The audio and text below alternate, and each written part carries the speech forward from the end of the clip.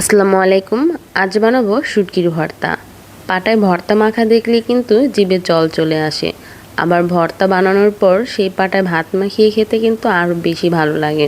তো আজকে যে শুটকির ভর্তাটি বানাবো তা বানালে আপনারা সবসময় এই ভর্তাটি দিয়েই ভাত খেতে চাইবেন। তো চলুন দেখিনি কি করে এই ভর্তাটি বানিয়ে নিয়েছি।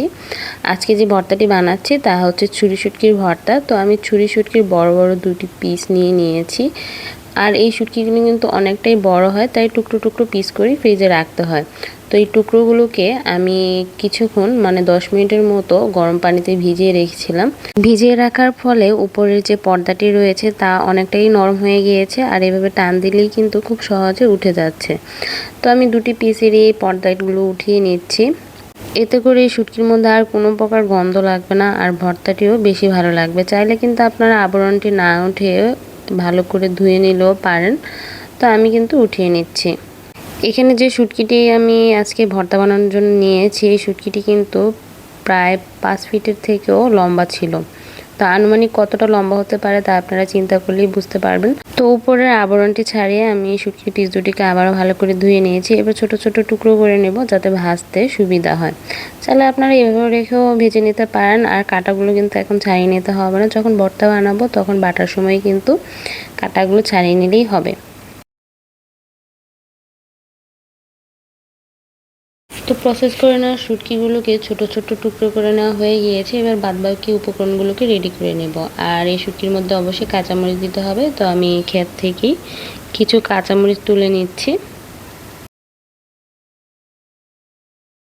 কাঁচামরিচ তোলার পর এবার হচ্ছে ভর্তা রেডি করার পালা। তো তার জন্য প্রথমে সয়াবিন তেল আমি কড়াইতে দিয়ে নিয়েছি। তারপর এই শুটকিগুলোকে দিয়ে নেব, সাথে দিয়ে নেব কয়েকটি কাঁচামরিচ। আর কাঁচামরিচের আগাগুলো আমি একটু কেটে নিয়েছি, এতে করে আর ছিটবে না। তো শুটকি এবং কাঁচামরিচগুলোকে কিছুক্ষণ ভেজে নেব। কিছুক্ষণ ভেজে নেওয়ার পর এর মধ্যে দিয়ে দেবো রসুন। এখানে আমি একটি বড় সাইজের দেশি রসুন খোসা ছাড়িয়ে তারপর এর মধ্যে দিয়ে দিয়েছি। শুটকি, রসুন এবং কাঁচামরিচকে বেশ কিছুক্ষণ ভেজে নেব।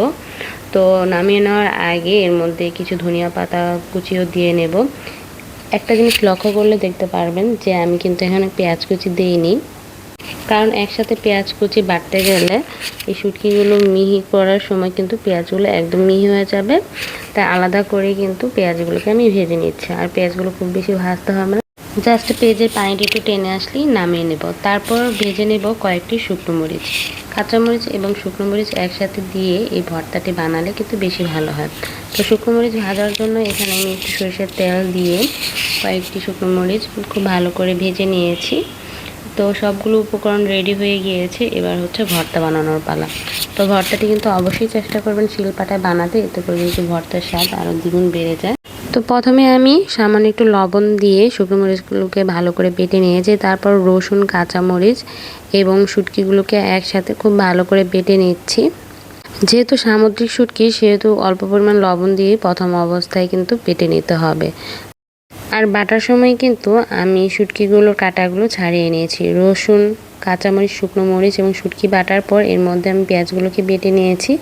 পেঁয়াজগুলোকে খুব বেশি মিহি করে বাটিনি, জাস্ট আধো ভাঙা করে একটু বেটে নিয়ে হাত দিয়ে খুব ভালো করে মেখে আরও একবার বেটে নেব। তাহলেই কিন্তু মজাদার এই ভর্তাটি খাওয়ার জন্য একদম রেডি হয়ে যাবে।